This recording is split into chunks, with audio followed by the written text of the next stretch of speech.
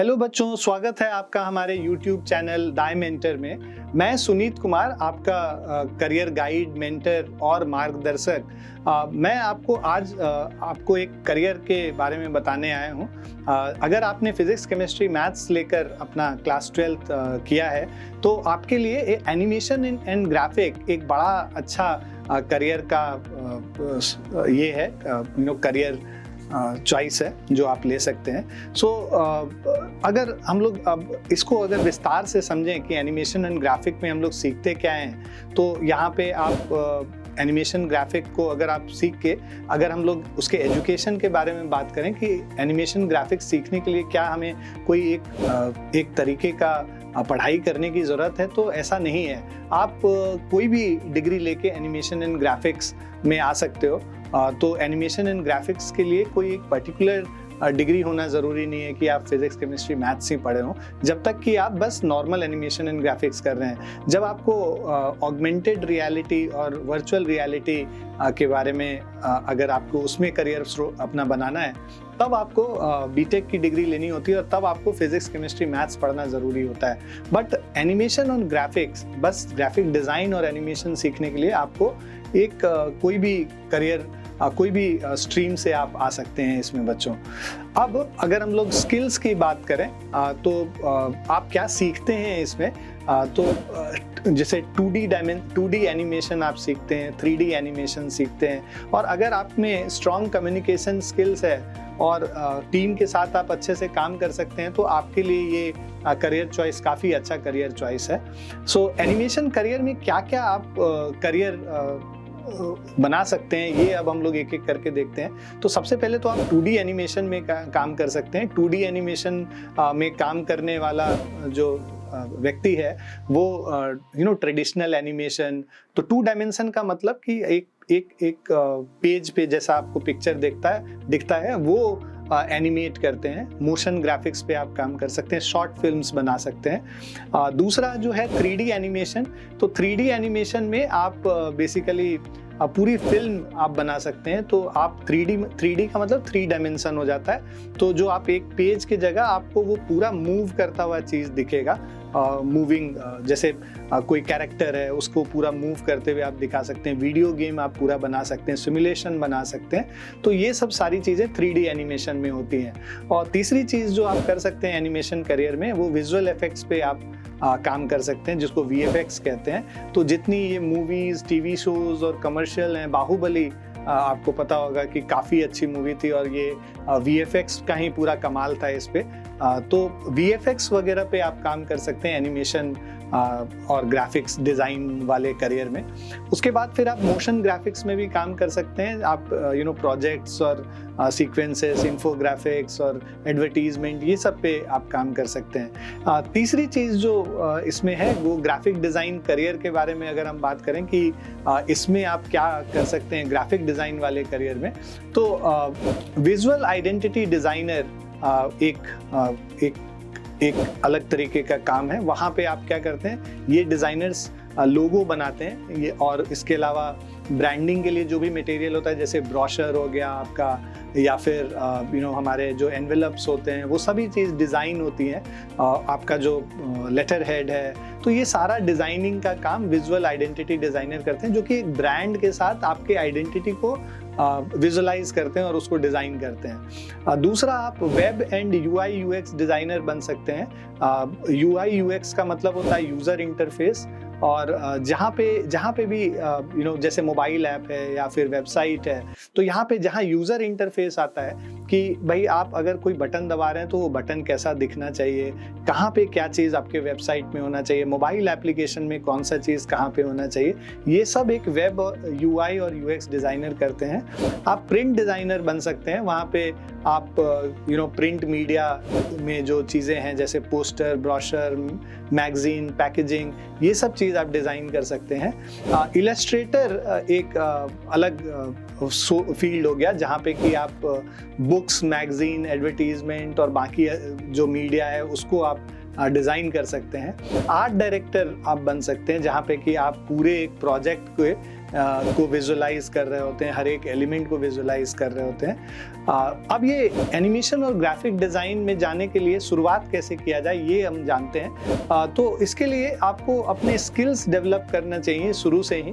तो आपको बेसिकली आपका फाउंडेशन जो है ड्राइंग में, डिज़ाइन की चीज़ों में, एनिमेशन टेक्निक्स में, ये सब में फाउंडेशन आपका अच्छा होना चाहिए। छोटे छोटे आप कोर्सेज कर सकते हैं, सर्टिफिकेट प्रोग्राम्स कर सकते हैं।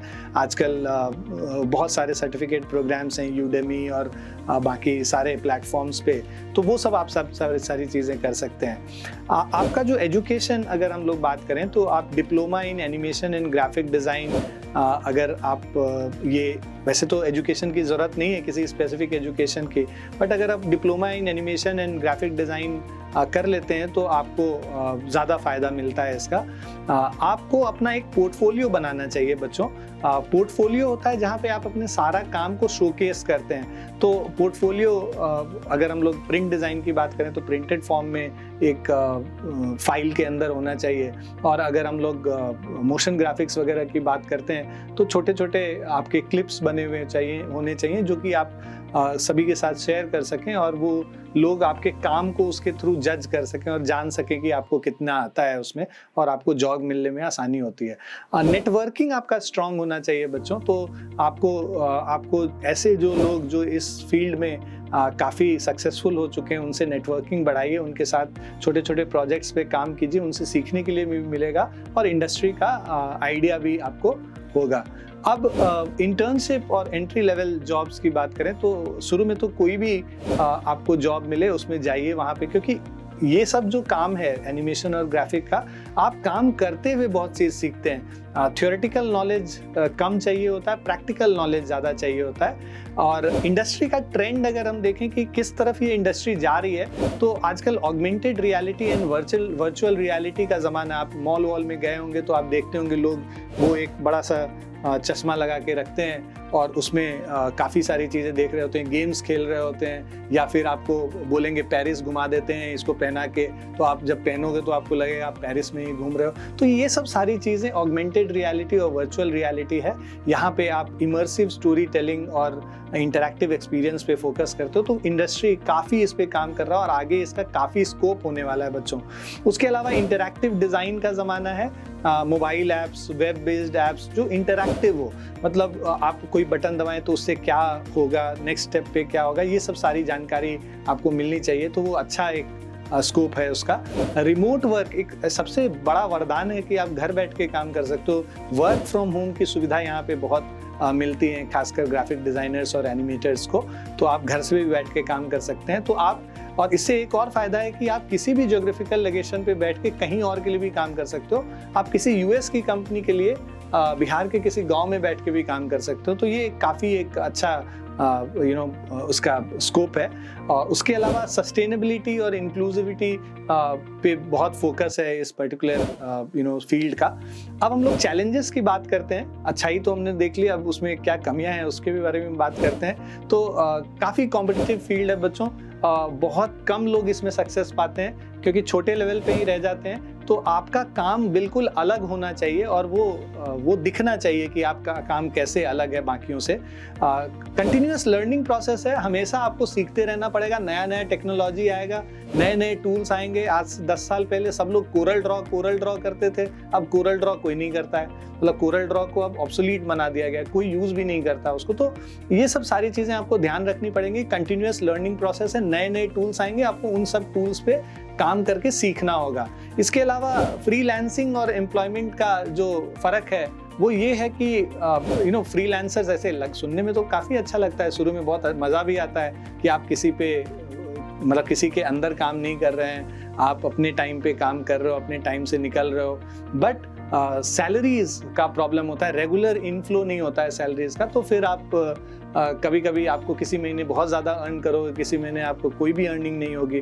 तो एक ऐसा जॉब होना चाहिए जहाँ से आपका स्रोत जो है सैलरी का रेगुलरली आपके पास आता रहे। तो ये सब सारी चीज़ें हैं जो आपको ध्यान रखनी पड़ेंगी इस करियर चॉइस को चुनने के लिए। बट आपका अगर काफ़ी इंटरेस्ट है डिज़ाइनिंग में, ग्राफिक्स में, ये सब आपको एक्साइट करता है तो आपको ज़रूर ये फील्ड चुनना चाहिए। हम लोग जो सेकंड वीडियो शूट करेंगे बच्चों, तो वहाँ पे हम आपको कॉलेजेस के बारे में बताएंगे, एंट्रेंस एग्जाम्स के बारे में बताएंगे, कौन से यूनिवर्सिटीज़ में आप एडमिशन ले सकते हो, इन सब के बारे में बताएंगे। आज के इस वीडियो के लिए इतना ही बच्चों। अगर आपको पसंद आया हो तो आप लाइक कीजिए, अपने दोस्तों के साथ शेयर कीजिए, सब्सक्राइब कीजिए हमारे चैनल को, क्योंकि हर हफ्ते हम लोग एक नए करियर चॉइस के बारे में आपको जानकारी देंगे, जिससे कि आप सही डिसीजन ले सकें और अपने करियर चॉइस को चूज कर सकें। थैंक यू दोस्तों।